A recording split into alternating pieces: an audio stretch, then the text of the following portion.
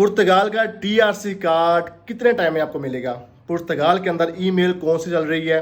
लोगों को क्या क्या डिफिकल्टीज आ रही, कितने अरसे से लोगों को टीआरसी कार्ड रिसीव नहीं हो रहा? बहुत से ऐसे क्वेश्चंस हैं जो इस वीडियो में आपको उनके आंसर्स मिल जाएंगे। वीडियो कंटिन्यू करने से पहले सबसे रिक्वेस्ट है, चैनल को सब्सक्राइब आपने लाजमी करना है।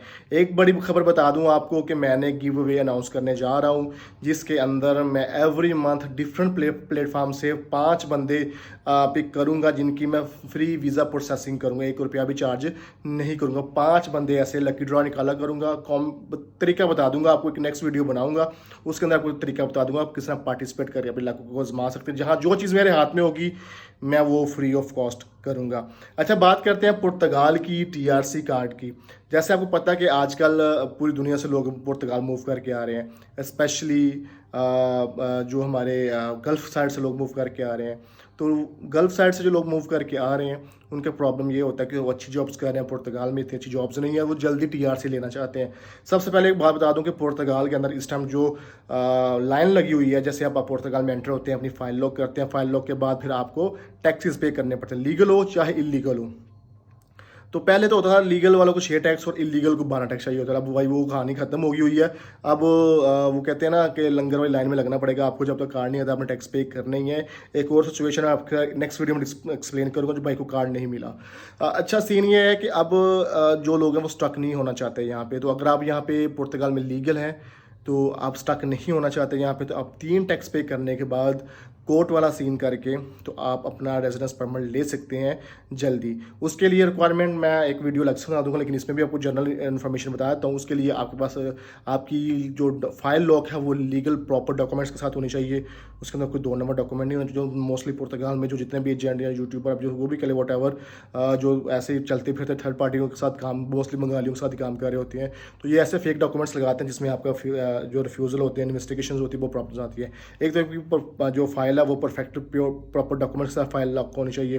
दूसरा आपके पास जॉब कॉन्ट्रैक्ट होना चाहिए, रनिंग कॉन्ट्रैक्ट होना चाहिए, और वो 1 साल का होना चाहिए, ठीक है। और इसमें आपके फुल मंथ की सैलरी होनी चाहिए, इससे काम नहीं होनी चाहिए। इसके साथ अगर आप सेल्फ एम्प्लॉयड है, सेल्फ एम्प्लॉयड वाला अलग है, आपकी फाइल लॉक होनी चाहिए। आर्टिकल 89 के अंदर आपकी सेल्फ एम्प्लॉयड एक्टिविटी होनी चाहिए।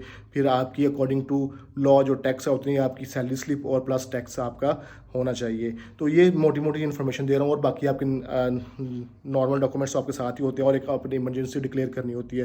तो जब आप लॉयर के पास जाते हैं तो लॉयर आपका केस प्रिपेयर करके आपको बता देते हैं किस तरह इन कंडीशंस के ऊपर आपका केस प्रिपेयर होगा। तो भाई ये सीन है कि आप अगर जल्दी कार्ड लेना चाहते हैं, नॉर्मल लाइन भाई 3 साल लग रहे हैं, मौजूदा 3 साल। अगर आप ग्रुप्स फॉलो कर रहे हैं, मेरी वीडियोस फॉलो कर रहे हैं, तो मैं रियलिटी बेस पे बात कर रहा होता हूँ, कोई ड्रीम्स नहीं दिखा रहा था। बड़े लोग कहते हैं भाई कि आप लोगों को डीमोटी। मेरी जर्नी अगर आप यूट्यूब पर देखें, मैंने खेतों से काम का स्टार्ट किया था, जीरो से स्टार्ट किया था और अपने आप को स्टैब्लिश किया था। और मैं फर्स्ट यूट्यूबर हूँ पुर्तगाल में जिसने इन्फॉर्मेशन शेयर करना शुरू की थी, और रियलिटी बेस पे शुरू की थी, ताकि लोगों को इन्फॉर्मेशन मिल सके ऑथेंटिक। मेरे से पहले भी यूट्यूबर थे जो सिर्फ बिजनेस सिखा रहे थे, मेरे जैसी इन्फॉर्मेशन कहीं नहीं मिली होगी। अब वो चाहे वो मंदिर की देवी बन जाए तो वो कुछ कहा नहीं जा सकता। जो रियलिटी है रियलिटी, हमारे लोग रियलिटी को एक्सेप्ट नहीं करते, लेकिन मैं रियलिटी बताता रहूँगा।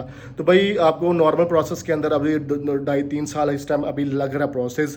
जो रियलिटी है अभी कई लोगों की बायोमेट्रिक हो गए हैं 3-3 महीने, 4-4 महीने, इवन कि 8-8 महीने लोगों को भी जानता हूँ जिनके कार्ड नहीं आ रहे।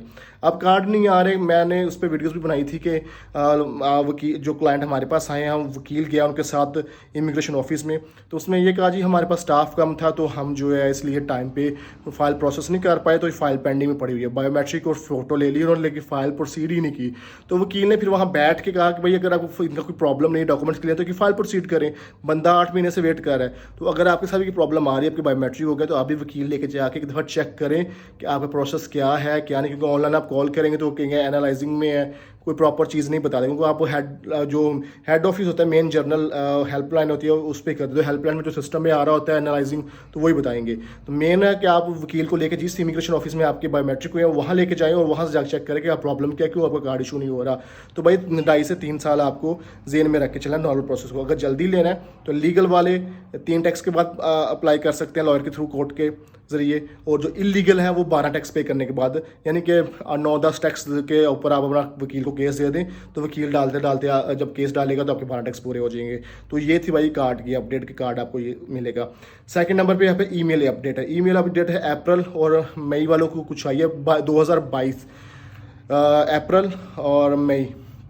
अप्रैल वालों को सेकंड आ गया और मई वालों को फर्स्ट मेल आई हैं। तो आप इस चीज़ से भी अंदाज़ा लगा लें कि मई 2022 है और मई का भी पूरा साल पड़ा हुआ है और 23 का भी पड़ा हुआ है, आगे 24 भी भाई अप्रैल चढ़ गया है, ठीक है। तो इससे अंदाज़ा लगा लें कितना गैप आ गया इस चीज़ के अंदर, कितना बैकलॉग पड़ा हुआ है।